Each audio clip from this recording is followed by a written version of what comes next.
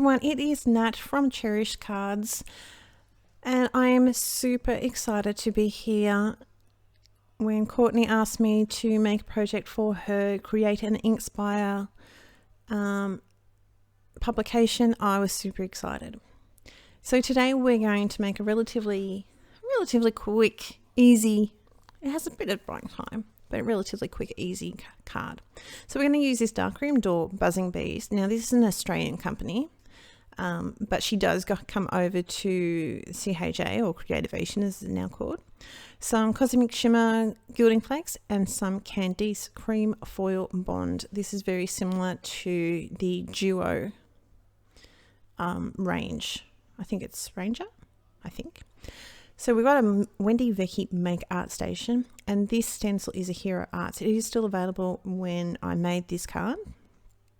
So that was really good. And as I said, it's a Hero Arts. So we've got some press and seal just to keep our tin, well, it's not a tin, a jar, nice and fresh. This, I'm not covering the whole panel. I'm trying to do it relatively smooth, but at the same point, I'm also making sure there's only little bits here and there. So it's just going to add to that honeycomb feel. So we're going to let that dry, and you'll know that will dry. It will come a little bit translucent, and it will also, when you turn it over, it won't have that bow in it and won't feel so cold. So we're going to stamp out our bees. Now I stamped way too many bees. At this point I did not know how many I was going to use, whether I was going to use the big ones or the small ones, but I just put those back into the packaging, and I could use that for another project later on down the track. So, and that will make a quick and easy card when you don't have an awful lot of time. So we're going to stamp these out in the Memento Tuxedo Black, because we're going to do a little bit of Copic colouring, not very much at all. This is really a very simple card, but it has a really cool, just wow effect. So I hope you feel the same, because I'm loving this card. So the Copics that we're going to use are Y38 and YR31. And I really hope you don't hear my children yelling in the background. Isolation problems. So we're going to use the darkest colour just on the edge to give him a little rounded effect. And I'm not paying attention to the wings.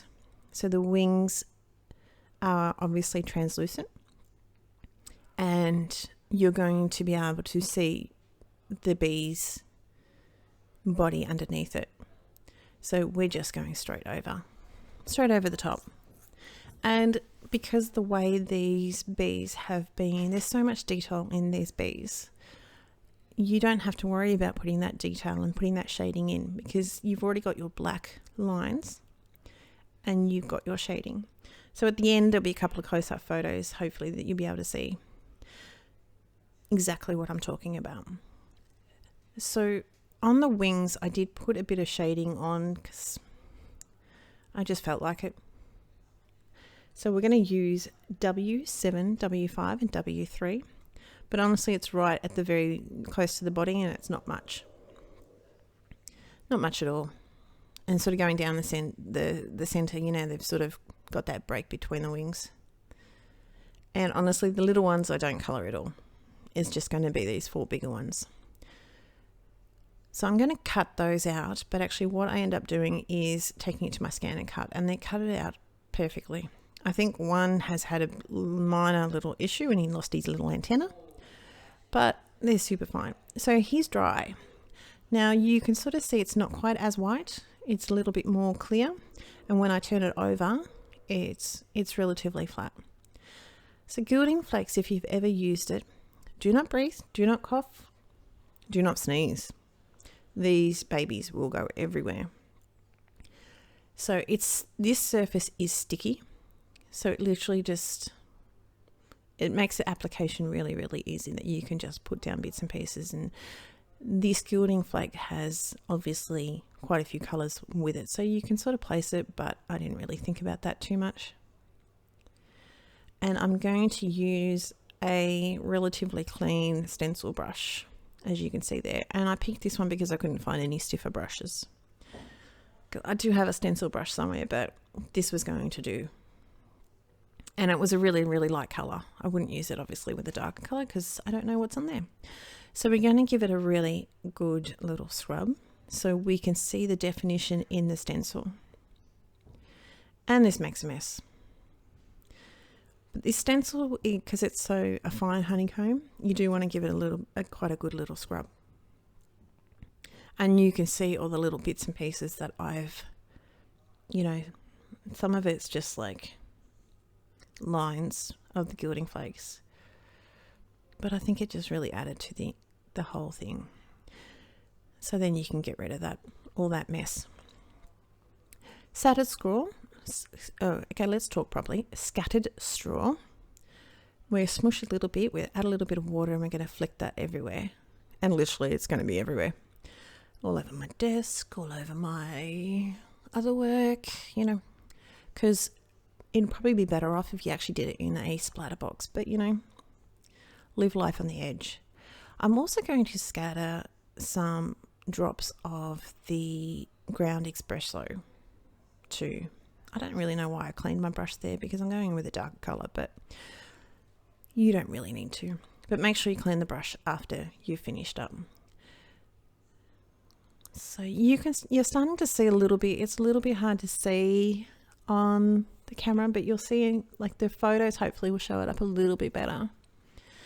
I'm also going to go around the edges with both the inks. First, a blending brush. Oh, I forgot about the bees. Yeah, we're going to add a little bit of colour, just, I don't know, I felt really, it needed to have that little bit of the yellow through the bees as well. And over the main panel. And actually the card base, because I didn't want it to be such a strong contrast. We are, like, look at the stencil, look at what we've done with the Gilding Flakes. It is literally a grungy sort of card. And I've got some brown, just some brown from my stash to provide a matte. Sorry, I'm a little bit high. I've got a new setup and I'm still trying to get used to it, I suppose. A little bit of the ground espresso.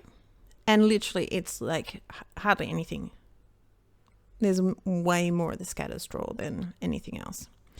So we're going to apply some foam dots. But what I'm also going to do, because I wasn't too sure how the foam dots were going to sit on the Gilding Flakes, because as it really, I'm sitting here feeling it, and it really feels, I'm not going to, it's not velvet, but it's really that soft little feel. And I thought, I don't know how the foam dots are going to sit well. So we're going to use a bit of glue dots just to, not glue dots, but just a bit of wet glue. And this is just a craft glue, because it's easier for us here in Australia to get some other different things, obviously. And once I put it together, I mean, that's going to be pretty much the basis of the card. We're going to play around with the sentiment very shortly because I wasn't really sure. And I actually even tried to stamp it out on vellum. And I heat embossed it. And I discovered on another card that the VersaFine on this particular vellum, because it's quite opaque and it's quite thick, it actually looks almost brown. So we tried to use that. And you'll see, I mean, it still could be used for something different, but it's not going to work. And I really do trust my gut with these things. I either walk away and come back to it and decide that it's perfectly fine, or I walk away and it comes to me what it needs. Whether that could be enamel dots, bling, ribbon, another bee, anything like that. So once again, we're going to use our 2 inks that we've been using the whole time, just to give it that little grunge look. I thought about mounting this up on some brown, but as I said, go with your gut. You can always add it later on.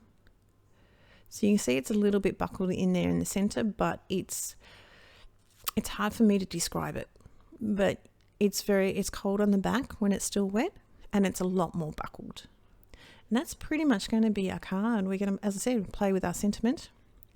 So I'm super excited to be a project on Courtney's channel, Courtney's publication, and I'm very honoured. Thank you, Courtney, for asking me. So I will link all the details below, and I'll link them over to the American peeps, because it can be a little bit harder to, I know these things, harder to send things and have things come from Australia or have things come from America. So that's pretty much, so we're still umming and ahhing. So I could not figure out what the deal is with this. And this is the little piece of vellum, which may have worked not too bad, but I still decided not to go with it. And that's going to be the card. Thank you very much. Thank you, Courtney. Thank you for stopping in and watching. And I hope you really enjoyed it. I'm loving this card. I'm actually might get it framed. And thanks for stopping by. Bye.